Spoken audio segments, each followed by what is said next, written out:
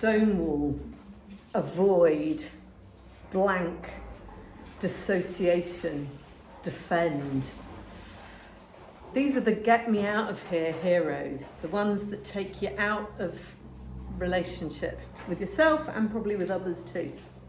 And as you know, this is a massive topic, and I want to look at it from a number of perspectives, but this is just totally scratching the surface. And some of this is avoiding going blank internally, and some of this is interpersonal. And I want to just really acknowledge that the world is an increasingly unsafe place to be. There's warmongering, there's environmental emergency, some of our leaders, and what are our collective options? Some people choose to poke their head above the parapet and say stuff,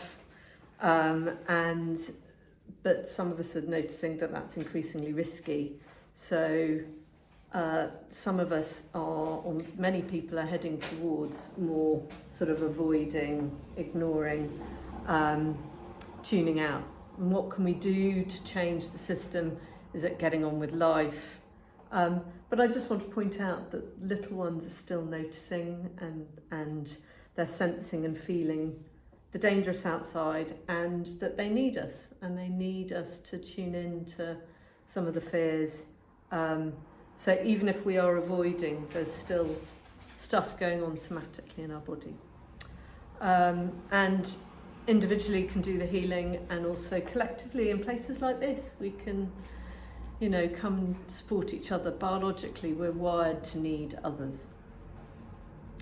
So coming back to the talk as itself, I'm going to start off with Polyvagal IFS, looking at the nervous system, and then I'm going to do a little bit about Gottman as well, and relationship therapy. And as I often do, I bring in a little bit about neurodivergence, because I find that really helpful, and hopefully you will too.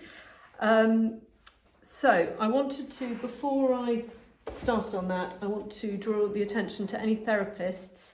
I'm not going to be talking about dissociation today. And I really recommend this book to any therapist. It's Trauma and Dissociation Informed IFS by Joanne Twombly, and she does some great talks on the internet as well. So I really recommend that. I refer to a lot and use her a lot in my own work. So, nervous system. Deb Dana is a Polyvagal IFS therapist, and she has a talk on IFS Talks, and I created this little diagram, and it will be on the website. And the important thing about Polyvagal is it's not that you get. The important thing is to flow between states is what we all need to be doing. And the polyvagal is the fight, flight, freeze, the sympathetic nervous system and the parasympathetic nervous system. And so avoiding, we can avoid by being busy and in sympathetic, which is the busy one, the zooming round, the fight, flight ones, and we can avoid by being busy and that way. But mostly what we're talking about in terms of the nervous system and avoiding and defending and stonewalling is probably more at the parasympathetic, dorsal, sort of the lower end. But that's you. This is my interpretation. You check in your system about when you avoid what is happening for you. Freeze is in the middle. Freeze is both stopping and sort of the close off, but it's also there's also an alertness. So there's a sort of stuck in between two states. So I really recommend having a little look in that in the IFS talks, her talk. But coming to now more specifically IFS, I created this diagram and it's a bit grubby, but this is very much, C. Sykes has written one of these. We talk about managers, those proactive parts that look into the future. And so there's the proactive parts that are going, never again am I going to feel. So never again am I going to feel sad or lonely or whatever. So some of these parts will avoid as a way of life. They will avoid going out. They will avoid going to the school reunion. I certainly have that one. They will keep you from doing things so that you don't feel shame or you don't feel, I don't know what's in your system, but they will keep you proactively avoiding. Is that making sense? Yeah. And I'm going to invite you, ask inside, do you have these parts? Where are they? Are they, are they in your body? Are they voices? What are you noticing when I'm saying parts of you that want to avoid proactively? What are they trying to do for you? Just asking. What do they not want you to feel?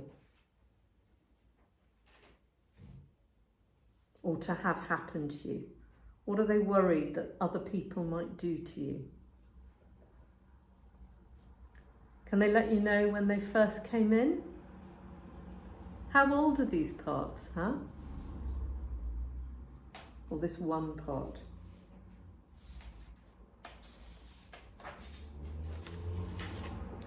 So we also have, these are the managers, and then we have these firefighters, and please don't get hung up on the, is it a manager or is it a firefighter? Because just to confuse everything, sometimes they switch.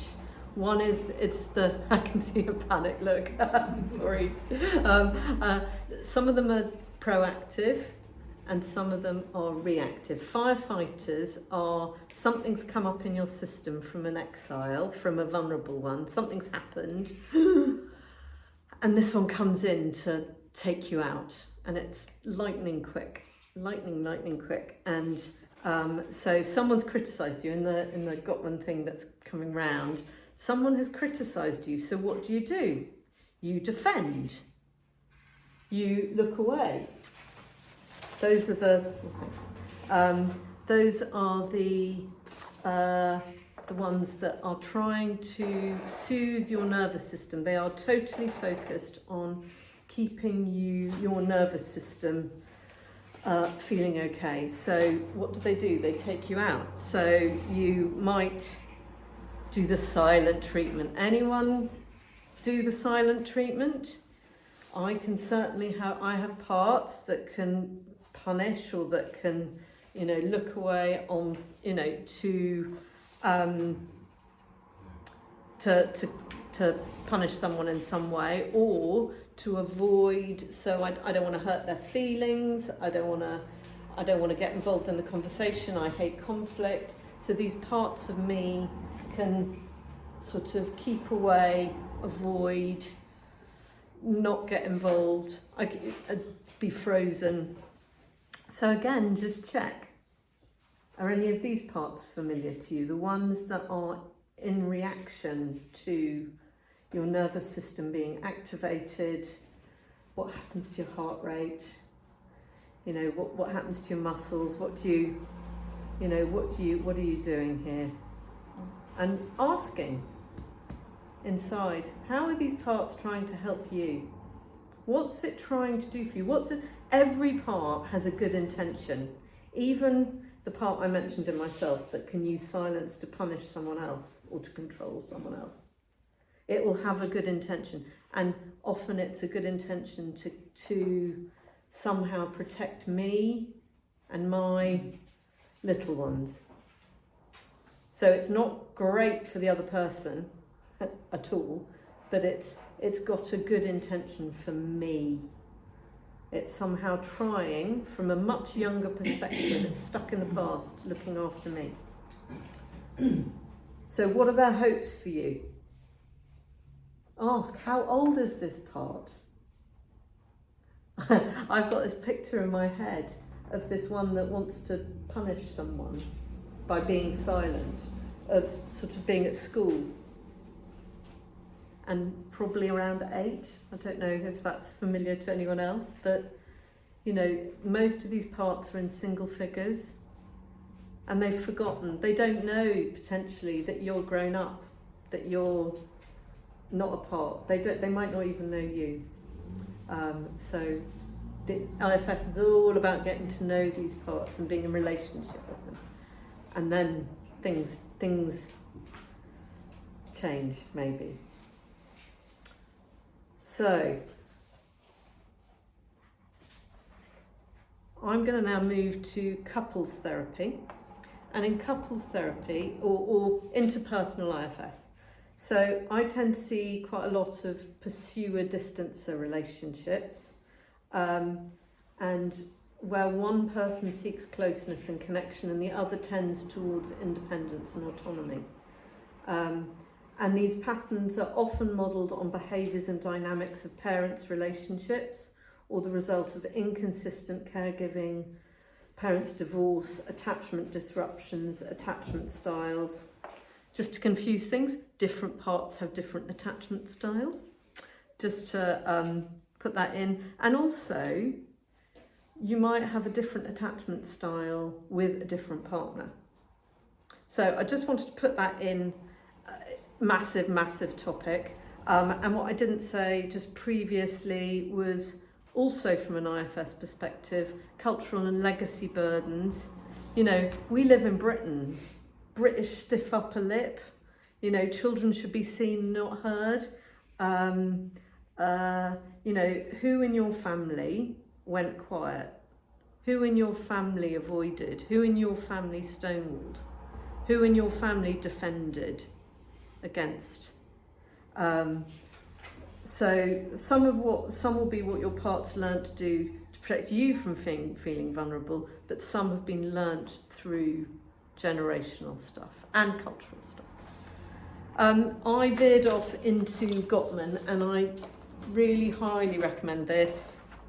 And it's easily found on the internet, it's avoid the 4 horsemen for better relationships, the 4 horsemen of the relationship apocalypse. When you are criticised, what do you do? Do you take a little bit of influence here? You know, absolutely. I've heard what you've had to say, and yeah, I get that. Or do you avoid? Do you defend and go, well, that wasn't me, and you list all the reasons why the other person's wrong? So just ask inside, how does that go? How does that go for you when you do that? Because I certainly can do that.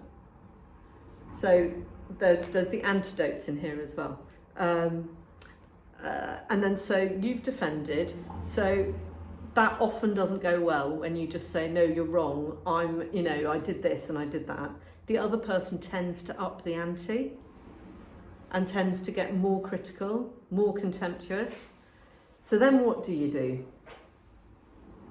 You stonewall, because your system has just got so totally overwhelmed by this point that you take yourself out and you freeze, or you sort of dissociate, disappear. And again, that doesn't work. And I just want to say, and Gottman talks about it as well, is every relationship goes through a bit of I love this, the clip-clopping of the 4 horsemen, but it's very much, it's a sign that relationships will, really start to dissolve quite quickly if that is a major thing in your relationship. So I know I'm going off IFS, and apologies, but I really like that particular PDF. You just look up Gottman 4 Horsemen PDF, and someone has kindly put that on the internet, and you can download it. And there's articles on it on the internet as well. Neurodivergence. This is fabulous if you're a therapist and you're doing couples work. It's neurodivergent couples therapy, and I see most of my couples I see are neurodivergent, and of course when you are if you're a different neurotype to someone else, it's going to be complicated because I don't know if you've seen the bunny duck.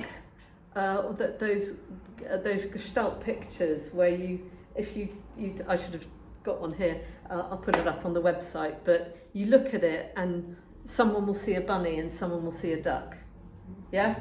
Someone will see an old woman, someone will see a young woman, and it's like, I have a different perspective to someone with a different neurotype as me. I am, I look at the world, I look at the world quite literally, and sometimes I just don't get jokes because that's not my neurotype. It's like, and it's not wrong. There's nothing wrong with me. I look at the world this way, and someone else looks at the world that way. So